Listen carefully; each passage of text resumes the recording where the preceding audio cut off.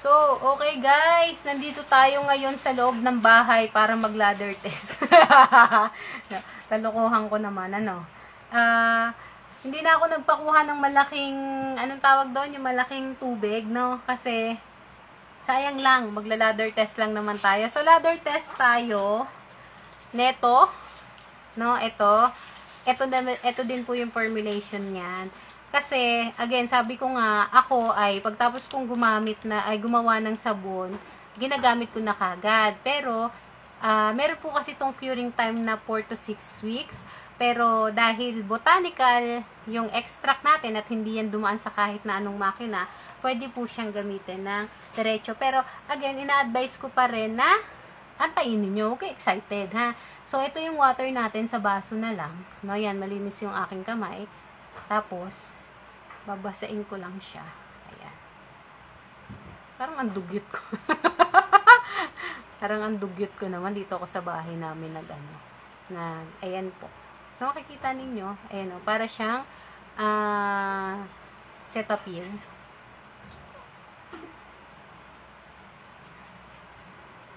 Ladder test tayo, ha.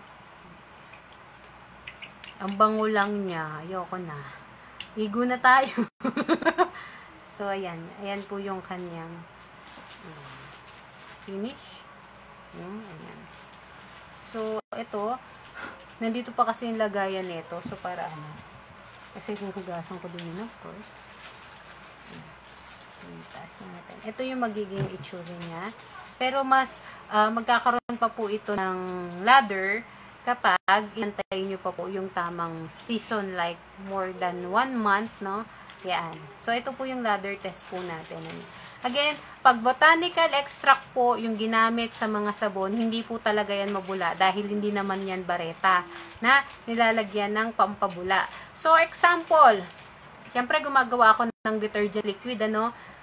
So, ano ba yung typical nilalagay sa mga bareta o doon sa mga liquid detergent para bumula? Eto po, wait lang. Tingnan nyo, inano ko na lang muna, ha. Kasi kailangan kong kunin yung isa sample ko sa inyo. Ganito po ang itsura nun. Doon sa mga chemical ang ginagamit. Ito ay bubble enhancer to. Ginagamit to doon sa mga liquid detergent. Yung panglinis, dishwashing liquid. At the same time, yung panglabada. Labada. Sanay kasi ako sa word na labada kasi nga labandera nga kasi kami ng nanay ko. So, hindi ko kinakahiya yun at proud na ako na pinagtapos nila kami sa pamamagitan ng mararangal nilang trabaho. So, ganito po yun, powderize siya. Powderize. Yung ginagawa ko po, botanical extract. Kaya po, hindi siya mabula. So, okay? Ayun yung kaibahan niya. Kaya, after ng paggawa ko, ginagamit ko na din talaga siya. Pwede ko na siyang gamitin. Sa akin, ha? Pero, syempre, yung sinusunod nga natin is yung rules. 1 month to 1.5 month. Pwede nang gamitin. Pero 1 week lang ginagamit na nung iba. Kasi excited. Na-excited kayo. So, yan po, makikita ninyo. Yung may bula. Pero, mild lang. Para lang kayong ng Cetaphil nga. Yan, ganyan lang siya. Mabango siya. So, ang amoy nito, since botanical, more on flowery. Tapos, ito na din yung ginagamit ko sa aking pagmumuka. Kaya ang kal na mukha ko, char. So, ayun lang. At, kailangan ko nang magbanlaw doon sa lababo namin sa labas. At, ayun lang, pinakita ko lang sa inyo yung ladder test. Again po, hindi siya mabula kasi hindi naman natin siya ginagamitan ng mga chemical katulad netong bubble enhancer na powder. Kasi kapag ginamitan natin, ay matanggal ang dulas kasi. Kasi pag ginamitan po natin yan ng bubble enhancer, madadry po yung skin ng ating mga kliyente. So, ayan po. May hair pa. Ayan. Ganito yung mga nilalagay sa liquid detergent, liquid soap, yung liquid hand soap, ganito din yung nilalagay doon. Kasi pag hindi nyo po yun nilagyan ng ganito, ang mangyayari, hindi po yun bubula.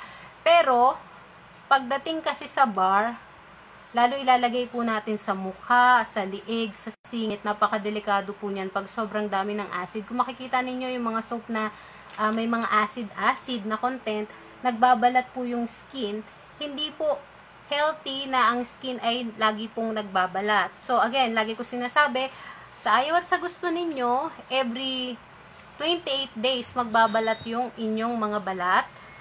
Nakikita man ninyo yan o hindi ninyo yan nakikita, natural na ginawa ng Diyos na meron pong sariling pagbabalat yung ating mga balat. So, hindi nyo yan kailangan pagbalatin ng pagbalatin at unless kayo ay mayroong hyperpigmentation. Regardless din kung ano yung hyperpigmentation ninyo, kailangan natin ng skin evaluation. And, kung kayo ay sobra na pong malalim ang mga wrinkles, yun lang po yung way na sinasuggest kong magbalat yung o mag-peel yung mga tao, no? Pero, pagdating sa peeling procedure, marami tayong procedure katulad po ng diamond peel, laser treatment, or yung tinatawag po natin na skin restoration. So, the more na meron ng damage yung skin mo, may hypersensitivity ka, kagaya ng anak ko na kapag ka bumili or gumamit siya ng ibang sabon, nagkakaroon po siya ng sugat sa balat, kailangan po botanical extract ang ingredients ng inyong mga sabon. So, yan. Ang ganda ng kamay ko. Umuo na lang kayo. Umuo na lang kayo. So, again ha, ang sabon natin is botanical extract yung lahat ng ginamit. At the same time, yan po ay hindi po kasing bula ng mga nabibili ninyo over the counter because the milder, the better. So, ito na po yung tubig. Tinamad kumuha ng balde, tubig na lang, no? Yan siya.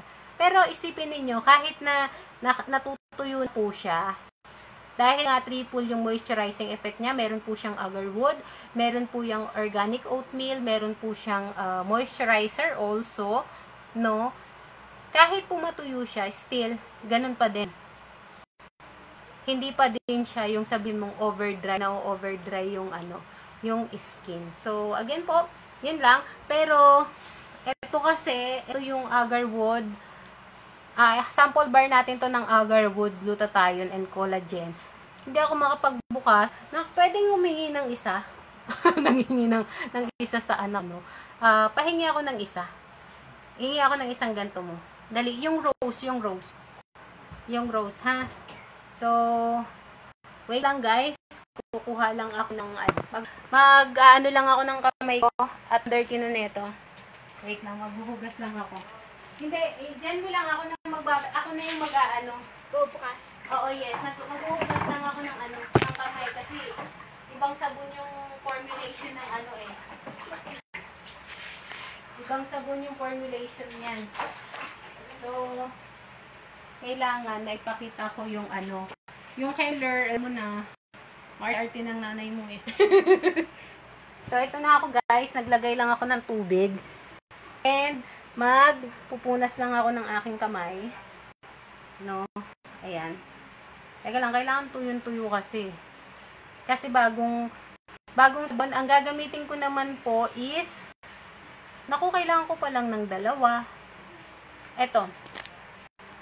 Ayan naman. Ito po yung agarwood glutathione with collagen. Mabango din siya. So, ito naman, ready to use na to. No?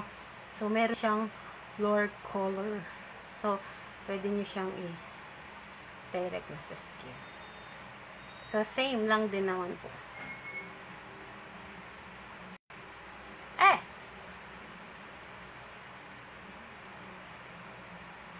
So, yun. Ba't ba kasi dito tayo sa loob ng bahay nag-ladder test? Dapat nasa labas eh. Kaya lang kasi yung isa kasi naglalaro na, oras na po kasi ng laro niya. So, I have to respect yung oras ng tulong niya sa akin at yung oras din po ng oras ko. Meron kasi kami tinatawag dito na oras ng laro niya. Pero nag-aaway lang kami talaga pagdating sa makalat ang laruan. So, still, same. Kasi, botanical. So, yung isa kasi, kagagawa ko lang yan kagabi. Ito, nagawa ko to more than 1 week ago. Kaya, mas mas laddery siya. So, the more na tumatagal yung sabon, mas nagiging mabula po siya. Yan naman yung kanyang advantage. Kapag inantay nyo talaga yung 4 weeks to 6 weeks. And then, ayan. Ano daw sabi ng device ko? 1 GB na naman. Parang bilis mo naman makaubos ng data, bro. So, ayun lang guys. I hope na-enjoy ninyo. At sayang ko, kailangan ko nang ilagay sa sa press lock ko. So, yun, again, piliin ninyo yung the milder, the better. More on botanical extract. Pwede din po ito sa mga baby, kasi nga oatmeal po yan. At suggested din po siya doon sa ating mga oldies. So, doon sa mga deep yung wrinkles, at meron din po yung whitening effect, lalo to. Tsaka tingnan po ninyo, ang sabon natin ay nakalutang. The rest po yung ibang sabon po, makikita nyo lumulubog, di ba? Yung sa atin kasi, dahil yung kanyang mga ingredients ay natural and botanical, nakalutang po siya. So, ayan po. Ayun lang. Simpleng experiment lang. Naturo ko na rin yan din sa aking anak. And then, God bless everyone!